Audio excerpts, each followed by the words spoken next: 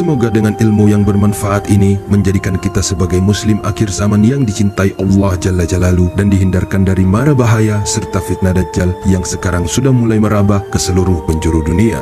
Meskipun secara fisik Dajjal belum keluar, namun dahsyatnya pengaruh para pemuja Dajjal seakan tidak lepas dalam keseharian kita. Padahal sejatinya dunia ini adalah hina. Mereka tidak sadar bahwa harta yang mereka peroleh hanyalah titipan dan sewaktu-waktu Allah dapat mengambilnya. Semua itu adalah rantai-rantai fitnah akhir zaman yang sudah meluas di bumi ini. Dan tanpa kita sadari, sistem Dajjal sudah meracuni sebagian kaum muslimin. Masya Allah.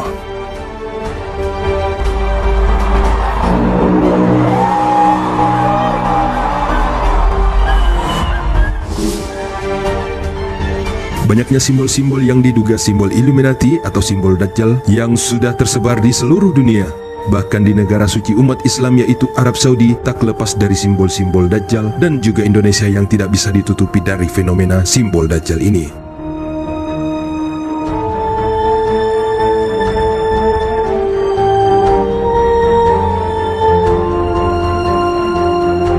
Seakan-akan mereka telah berseru, "Wahai Dajjal, datanglah, kami telah siap menyambutmu." Astaghfirullahaladzim. Pemirsa Aksan, saat Dajjal keluar nanti, inilah tanda kiamat kubro yang pertama.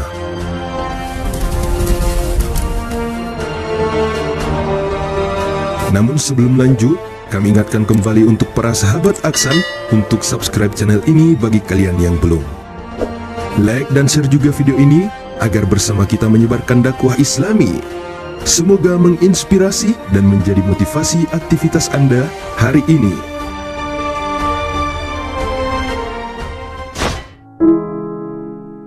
Ketika Al-Masih Ad-Dajjal keluar dari kurungannya, dia tidak akan menghancurkan rumah Anda ataupun melukai kalian secara fisik. Hal itu akan dilakukan oleh 70.000 tentaranya. Namun, tidak dengan Dajjal itu sendiri. Itu bukanlah cara Dajjal menguasai mayoritas manusia akhir zaman. Cara Dajjal menguasai dunia selama ia tinggal menempati bumi, menurut beberapa hadis Nabi SAW, ialah dengan cara menyebarkan fitnah dan tipu daya yang sangat dahsyat. Dajjal akan bermain dengan pikiran Anda, bermain dengan psikologis Anda, bermain dengan hati serta kejiwaan Anda. Dajjal akan membuat Anda melihat hal-hal yang sebenarnya tidak pernah ada. Dajjal akan sangat memainkan kemiskinan karena ia diberikan kekuatan oleh Allah Ta'ala untuk menghentikan hujan agar seluruh dunia menjadi kekeringan. Dan Dajjal juga mampu memerintahkan hujan untuk turun dan memberikan kehidupan kepada siapapun yang akan menjadi pengikutnya. Oleh karena itu, Anda akan mudah jatuh miskin hingga kehidupan akan sulit bagi Anda. Itulah fitnah yang akan dilakukan Dajjal.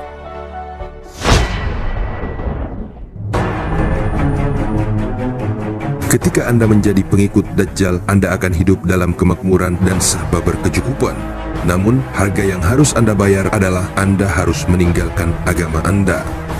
Namun bila Anda mampu untuk melewati 40 hari menurut perhitungan Nabi saat kemunculan Dajjal, berjuang untuk berpegang teguh pada keimanan dan keislaman Anda yang kokoh, Anda akan hidup dalam kesusahan. Namun langkah itulah yang harus Anda tempuh ketika kedatangan Dajjal agar kita tidak kufur pada Allah, zat pemelihara yang sebenarnya.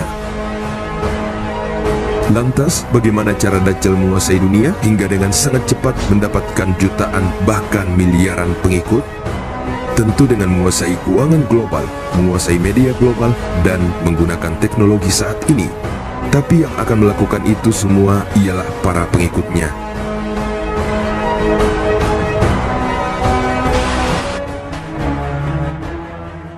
Pemirsa Aksan, dengan teknologi dan media tersebut yang telah dimiliki oleh elit global yang akan mengarah kepada New World Order atau tatanan dunia baru, mereka adalah orang-orang para penyembah iblis atau Luciferian, Freemason, dan Illuminati. Mereka mendirikan agama baru, memanipulasi banyak hal, dan mengontrol semua yang ada di dunia. Mendoktrin diri Anda dengan berbagai propaganda hingga Anda mengira mereka adalah pahlawan dunia.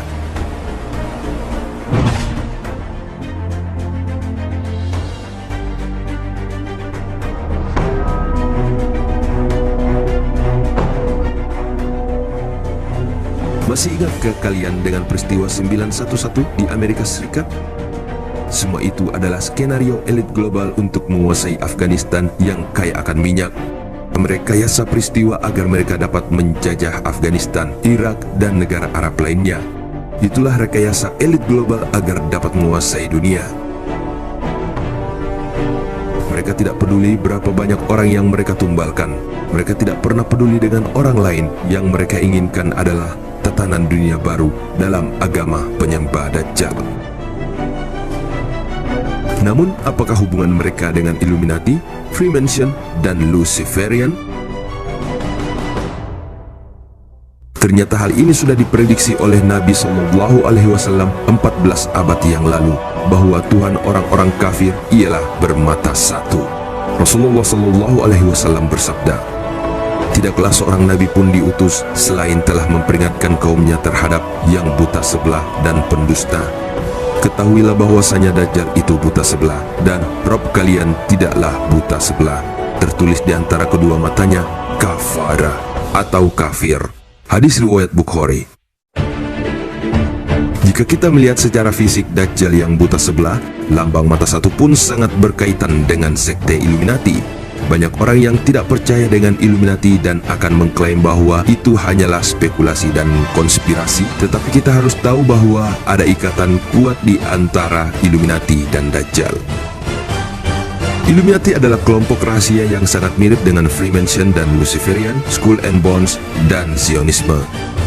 Semua kelompok ini memiliki satu kesamaan di antara mereka, yaitu mereka menyembah iblis dan setan.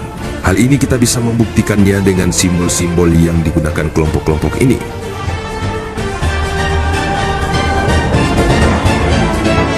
Nah, sahabat Aksan, siapakah kelompok rahasia ini? Keterkaitan mereka dapat ditemukan dalam praktek ilmu sihir. Dan simbol ini pun sama pada simbol pentagram dan simbol mata satu pada sekeliling kita. Contohnya kita dapat melihat simbol yang sama di pentagram dengan simbol yang terdapat pada bendera Israel. Mereka mengklaim bahwa simbol itu sebagai bintang Daud, tapi sebenarnya memiliki asal yang lebih mengerikan yang akan kita jelaskan nanti. Dalam simbol sihir hitam yang sama muncul di mana-mana dalam industri hiburan.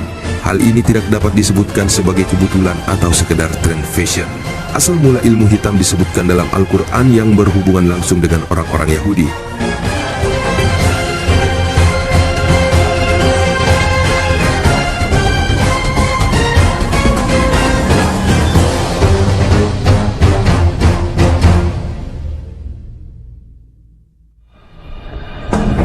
Setelah Nabi Sulaiman meninggal, orang-orang Yahudi telah mempelajari praktek ilmu hitam. Sihir hitam adalah tanda okultisme yang memberi tanda kemampuan berkomunikasi dengan jin atau setan. Ketika Nabi Isa diutus kepada orang Israel sebagai Mesias yang dijanjikan, orang-orang Yahudi menolak dengan mengatakan bahwa dia adalah pembohong, bukan Mesias yang asli yang dijanjikan Allah. Jadi pada kenyataannya orang-orang Yahudi masih menunggu kedatangan Mesias yang telah dijanjikan dalam Taurat. Mesias yang asli sudah datang, lantas Mesias mana yang dia tunggu? Mereka menunggu Mesias yang palsu, yaitu Dajjal. Dikirim oleh yang tidak lain ialah setan itu sendiri. Ketika orang-orang Yahudi belajar ilmu hitam, mereka bisa berhubungan dengan dunia spiritual. Jadi setan-setan itu sendiri berhubungan langsung dengan kelompok-kelompok rahasia ini. Setan telah berjanji kepada orang-orang Yahudi bahwa mereka akan membawa Mesias mereka yang sebenarnya yang dijanjikan dalam kitab mereka. Itulah sebabnya mengapa Zionis sekarang mempersiapkan Israel agar kedatangannya terjadi dengan membangun kembali kuil ketiga di Yerusalem, Palestina atau Haikal Sulaiman. Itulah sebabnya Zionis ingin menduduki Palestina agar bisa menghancurkan Masjidil Aqsa dan membangun kembali Haikal Sulaiman. Dan ketika nanti mereka berhasil menghancurkan Masjidil Aqsa, inilah saatnya ketika kekuatan Muslim dunia bangkit dalam perang akhir zaman. Hampir semua pemerintah Amerika Serikat adalah bagian dari anggota rahasia seperti Freemason, Skull and Bones, dan Illumination. Mereka menyembah iblis yang mereka lihat sebagai Tuhan mereka. Sekarang kami akan membuktikan kepada sahabat Aksan bahwa Nabi SAW telah menubuatkan tentang Illuminati. Pertama kita akan merujuk kepada hadis Nabi SAW. Dikisahkan kepada kita di mana Nabi SAW memberitahu kita tentang Antikristus atau Dajjal. Nabi bersabda, Allah tidak disembunyikan dari kalian. Dia Allah tidak bermata satu, sambil menunjuk matanya dengan jari tangannya, dan Dajjal bermata satu. Dan berkata, Dajjal buta sebelah kanannya, dan matanya seperti anggur yang menonjol.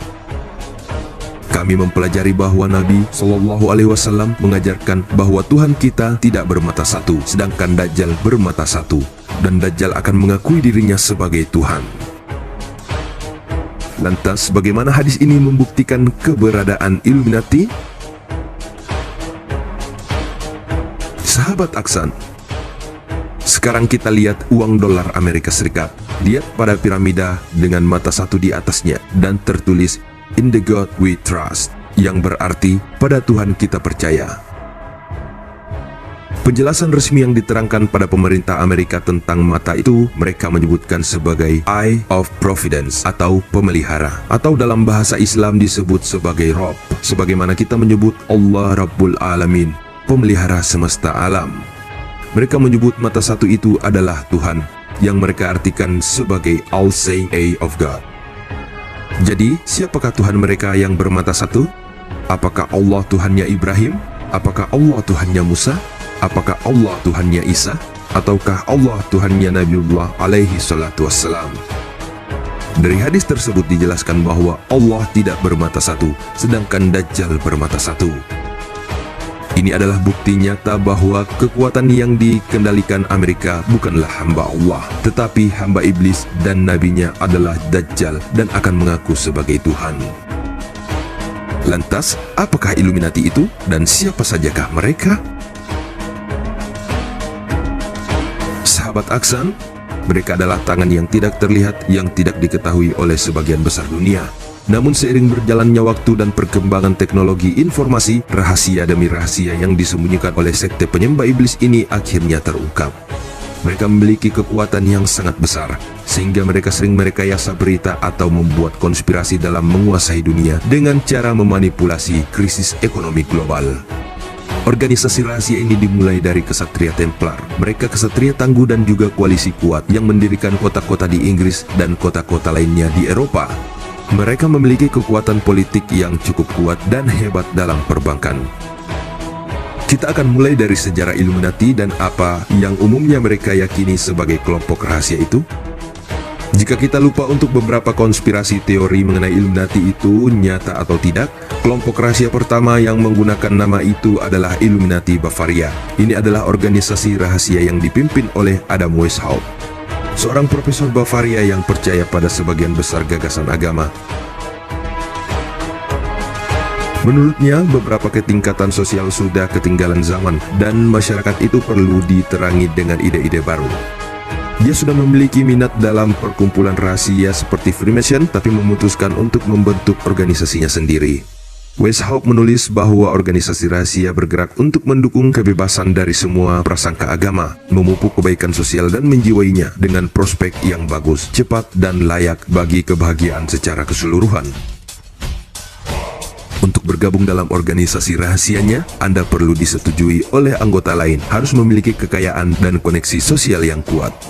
Setelah diterima, Anda berada pada posisi level pertama, yaitu Novice. Selanjutnya Anda akan naik ke level berikutnya, yaitu Minor Fall dan Illuminated Minor Fall. Jika Anda sedang bersangkutan dengan organisasi rahasia lain, Anda akan ditolak menjadi anggotanya. Selain itu, biarawan dan biarawati dan para pendeta atau pagan atau yang memiliki kepercayaan agama yang kuat tidak diperkenankan menjadi anggotanya. Pada tahun 1784, diperkirakan ada sekitar 2.000 hingga 3.000 anggota. Sebagian besar terdiri dari intelektual, bangsawan, politisi, dokter, dan bahkan penulis terkenal. Mereka memiliki 3 tingkatan yang dibagi menjadi 3 struktur kelas, dimulai pada novice, dan tingkat terakhirnya adalah raja. Setiap nama anggotanya diberi nama yang berkaitan dengan zaman dahulu. Beberapa tahun kemudian, negara Bavaria mengeluarkan teguran untuk menghentikan aktivitas organisasi berbahaya ini.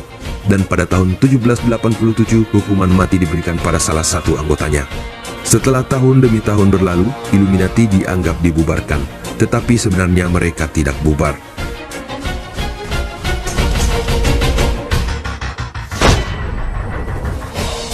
Bagaimana organisasi rahasia itu menjadi Illuminati yang banyak diperbincangkan oleh ahli teori konspirasi hari ini? Sahabat Aksan, banyak teori-teori berbeda yang dikemukakan seperti apa keberadaan Illuminati saat ini. Ini umumnya bahwa ada kelompok yang kuat terdiri dari banyak pria dan beberapa wanita yang memiliki kekayaan besar dan juga pengaruh politik yang kuat. Mereka bisa berprofesi sebagai bankir, pemimpin bisnis, politisi, atau bahkan kalangan selebriti. Alih-alih menjelaskan tentang ide-ide yang berkaitan dengan pencerahan, ketakutan yang digambarkan tentang Illuminati saat ini adalah mereka mendukung kata tatanan dunia baru atau The New World Order. Mengontrol populasi jumlah penduduk dengan cara yang kejam, dengan cara menyebarkan penyakit, melegalkan praktik LGBT, menganjurkan KB, membuat rekayasa bencana agar populasi manusia tidak terlalu banyak. Semua menggunakan program rahasia dan semua yang terlibat tutup mulut tentang keterlibatan mereka dengan dunia luar. Namun kemudian ada lebih banyak teori dan berbagai spekulasi tentang mereka. Salah satunya adalah kelompok Bilderberg. Anggota kelompok itu diatur di bawah aturan Chatham House. Beberapa teori berpendapat organisasi ini hanya membahas masalah dunia dan megatrend, tetapi teori lain memiliki pendapat yang berbeda. Salah satunya adalah Alex Jones yang melaporkan di situs web pribadi miliknya. Di sana ia membahas para bankir, perdana menteri, dan mantan kepala CIA dan MI6. Dia berkeyakinan bahwa ada sesuatu yang tidak wajar di belakang organisasi-organisasi ini. Ia mungkin benar dengan bukti-bukti konkret, tapi teori ini sulit untuk dilacak. Ia juga percaya bahwa Illuminati memiliki andil besar dalam mengontrol populasi dunia yang kejam. Mungkin inilah yang dicurigai pada masyarakat sekarang ini, bahwa kelicikan dan kekejaman Illuminati dalam menguasai dunia yang tidak pandang bulu, melibatkan media-media agar orang-orang percaya dengan konspirasi mereka, sehingga membuat perang di mana-mana. Dan pada saat nanti perang dunia ketiga pun terjadi, yang disebut dengan Malhamah Al-Kubra atau Armageddon. Wallahu a'lam bishawab.